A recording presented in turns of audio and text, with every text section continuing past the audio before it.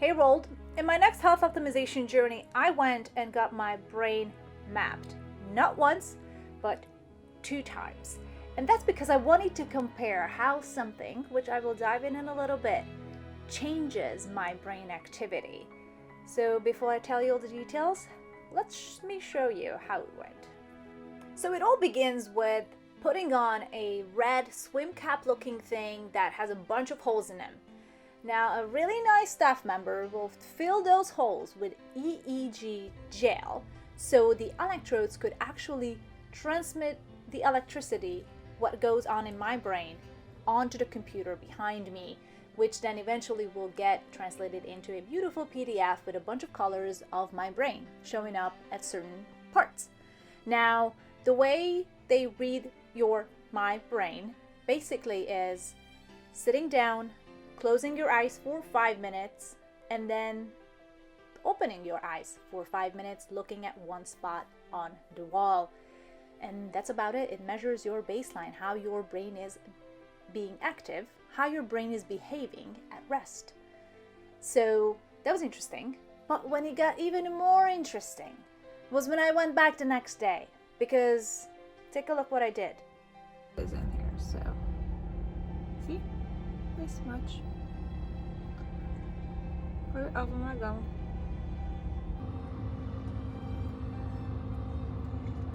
And let's get blue.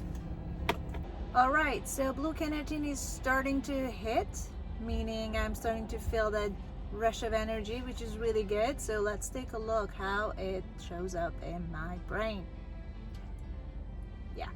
So the order of doing things was the same. The only variable in this instance was the fact that my brain was sped up. I took a nootropic beforehand. I took a blue carotene nootropic substance, which is a combination of methylene blue, CBD, caffeine, and nicotine. It's by the brand Prescriptions, which I've shared about previously. That's one of the nootropics that I really feel a boost of cognitive functioning, cognitive performance, rather. And I was really curious to see how it actually impacted my brain activity on a physiological level.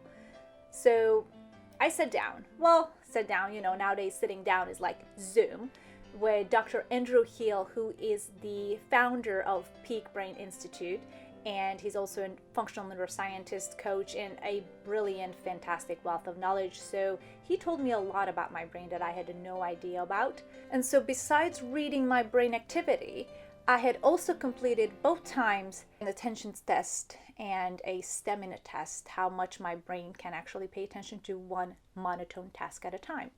Quite interesting and quite boring, but surprisingly or not, the troche boosted my focus quite a bit, sped me up, but there is a kickback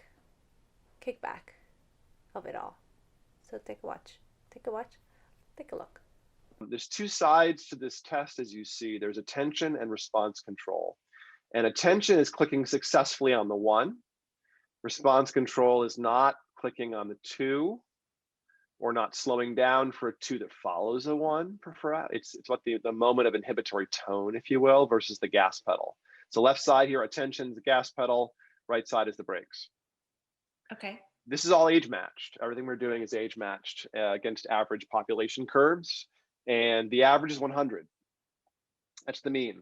It's got a 15-point standard deviation. So you're starting off so clean and uncaffeinated, doing really well at 120, really high scores, well above a standard deviation. But then you see your visual and your auditory are, spreading apart a little bit, which is a little unusual. It means something's probably dragging this down a tiny bit, but it's hard to tell. You're so high above average that it could just be that you're overusing some of the resources. But just the gross full scale score, you notice you went up by 10 points. So that's 2/3 of a standard deviation. That's not a test retest effect at all. That's not a practice effect. Also, look what happened. The visual crept up by half a standard deviation, but the auditory by 10 points. So this is an auditory change, mostly. Okay. So that means that my auditory skills are enhanced while I'm taking blue carotene or Yeah, nootropic. slightly more than your visual skills are enhanced. They both go up, but it helps I think it helps sort of fill a bottleneck in your auditory better than filling a bottleneck in your visual, slightly Okay. in some way. And we see that in the brain as well, by the way. It's something interesting going on for you auditorily. Now, on the impulsivity side, or being disinhibited, automatic, reactive, it made you worse. Oh my God. And it mostly because it killed your stamina. Everything else stayed the same pretty much, but you got a tiniest bit more impulsive. But you used to have this just like rock solid performance that is now tailing off towards the end with the same amount of prudence or carefulness. So it's not a metacognitive strategy, and roughly the same amount of consistency or raw resource. It's really fatiguing. The resource is fatiguing it now an average level before a less than average level dramatically. And the visual, same thing. You lost stamina. Yeah. You also lost a little bit of prudence or carefulness. Your brain's a little more like squirrel, it's a little hard Right. to, Yeah. Yeah. right? So it was a little Not bit more dramatically. impulsive. Yeah. It's still average, 104, but it used to be significant. It used to be performant, advantageous scores for you, way above average here. So the troche makes you more impulsive, but less inattentive, and mostly by speeding you up. So it makes some sense that you're a little more impulsive if you're a little sped up. Right. So it's a little more activated, a little more on, but that seems to Yeah. bias the test towards the left side performing better, the right side performing a little bit worse. Wow, 157. You're really fast. Look at that visual reaction time. Adult humans who are athletes in their late teens at the peak of physical conditioning perceive information in about 70 milliseconds. The average 20-year-old perceiving information about 90 milliseconds. Okay. Anything, 70 to 90, maybe you're super healthy as a biohacker, oxidative, you handle oxidative stress, you fast, whatever. Maybe you're in that 75 to 85 if you're unusual. The rest of this time is your mind. The first of it's just like the information registering in your brain. That's the first 70 to 90 milliseconds. That means in something like 70 milliseconds, you're reacting to visual information. That's ridiculous, or 100 milliseconds. That's fast, but 70, it's absurd. All right, I know you may be wondering, where are the brain pictures? They're coming right up, I promise. Dr. Hill is going to dive into the brain activity in a minute, but I want you to take your time. Bear with me because it's a lot of information, quite comprehensive and very insightful. And I will be adding some additional subtitles on the top to see which images are with eyes closed and which are with eyes open, and which data analysis they are, just so you understand. It's a handful, but take a look. See something really quite suggestive of changes in mood and motivation, like an engagement thing. Left front half of the brain, when alpha waves are high, and I'll go through this in a second and teach you how to read these, but generally when alpha waves are high in the left front of the head, it means the mood isn't great, specifically with like the approach versus avoid. So you can get features of mood not being ideal as mood, but also get like amotivational stuff, lack of organization, and that's left front alpha sometimes for people. So even if it didn't mean lack of that stuff initially, the change would mean that your brain's in more of an approach mode because it shuts down in the alpha. So it's like, ooh, what can I grab? Can I jump in my car and go for a drive? I'm going to use the resource instead of maybe, husband or protect the resource.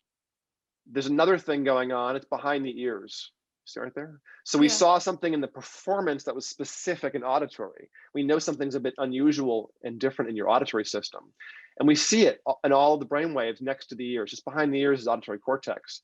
So what I was assuming was a function of the back midline might actually be from the sides, because Laplacian it overemphasizes sometimes where things are coming from. So it could be creating a little echo. So this could be purely auditory. I mean, the theta brain waves we're seeing are coming from the sides, especially the back right. And the back right is the place we plug the world into. So I would expect generally from people to have a little bit of social and sensory irritability when the back right is a bit hot. Like you're probably a bit of a princess in the pea with sensory information. You can't ignore anything. You hear the car alarm 2 houses away. Yes. You're out of the package. You're like, oh, it's scratching all day long. You can't habituate to simple things that everyone else can ignore. I would guess you have a difficult time, especially auditorily, not letting things in. Everything that's auditory, I would guess, would get in. Yes, especially even if at night I hear the highway not so far away. It's just, and it's really frustrating. And that's not an especially dynamic sound. I mean, your brain, people who live next to cities, next to highways, very rapidly habituate to the non-changing level, right? And it's been months and I can't get used to it. It's a sensory thing. Back right behind the ear. You see it's there in both maps? Yes. So it's not being changed. by the trochee. Yeah. Not really. That's other stuff has changed. The theta is shut down, so you're a little more on, a little more self-controlled. But but it's not actually changed appreciably in this way. Mm-hmm. Really, the trochee woke you up. So left front, as I was saying, has shifted. You see it here, you see it in the beta, you see it in asymmetry right there. The lines are all shifting. Yeah. It's a left front thing. It's a motivation and a mood, maybe an engagement for most people, because alpha in the left front is neutral mood or low engagement. And shifting more to the right, dropping this asymmetry means people feel like they want to like do stuff generally. But you see that actually the delta is a bit worse right there. We saw the fatigue got worse in the performance.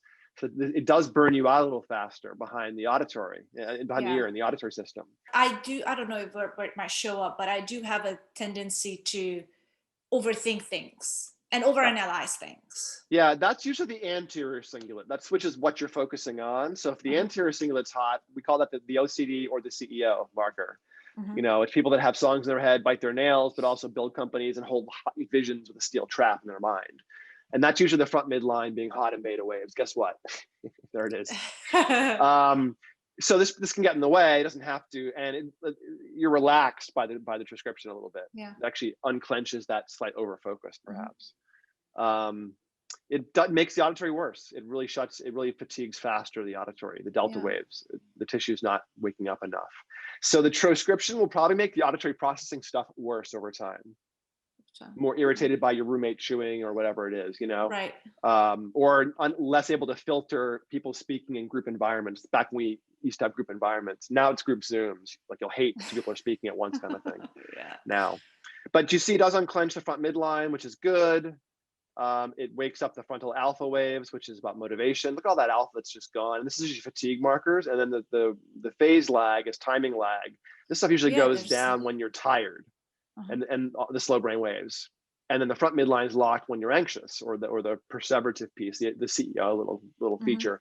So even though you aren't anxious with it, it does relax it, and it also wakes you up. So let slow brain waves get shut down, fast waves get kind of decoupled a little bit in places where they're typically running at high speed. So you get a little more flexible. So you see the front midline, the back midline, both. The front midline is perseverative. The back midline is ruminative. They both dropped really nicely, beautifully, in fact, just gone. Look really flexible. That's a good thing. Yeah. The trochees look very flexible internally, and less stuck, less worried, less anxious, less overfocused in this one. And your mood looks better. The left front alpha, the mood, and the auditory processing looks better behind the ear. So and that wakes you up as well, because lack of delta means your brain doesn't have any chill. It's like all the way on or all the way off, all the way on. And that's the lack of delta. And this actually helps it kind of like relax a little bit, so it can let go of the other frequencies a tiny bit. And here in ratio, we often see executive function things in thetas and betas. This is clearly social and sensory. It's vestibular. It's something interesting. It's very much auditory for you is the only thing. You appear to have some built-in auditory processing quirk. Probably from being, built this way or born this way. Right. No idea why, but it's really helped quite a lot with the stimulant. Yeah. It's so all of that right ear blurb. Yeah, it wakes up. It shuts down the theta. It also brings up the slow brain wave. Delta is in the numerator here. This usually means metabolic issues. The top row. The middle row is usually executive and filtering. The bottom row is usually anxiety. So it just looks better regulated broadly. Broadly with this change. And again, we don't expect a map to change day after day. Yeah. It's really rock solid the same time, 2 days in a row. Okay, I know that's a lot, but my brain is going to be different than your brain, and Jane's brain is going to be different than John's brain. So if you want to find out what your brain is like, why you perhaps can't sleep, why you are ruminating, why you're anxious, why you're depressed perhaps, are you having PTSD, this all shows up in your brain. In fact, Dr. Hill told me that he noticed that people who had COVID, their brain looked like they had a concussion. So I'll let you ruminate on that because it's fascinating. All right, that's it for this video. If you have any questions, you can reach out to me over on Instagram. My handle is Byline by Claudia. If you're watching this here, you probably are already there, or on my website, which you can find in my Instagram bio. So yeah, that's it. If you have any questions, let me know. I'm happy to answer them, or if I can't, I will point you to the right person who can. So in the meantime, stay healthy, stay resilient, keep up the amazing things you're doing, and I will talk to you soon.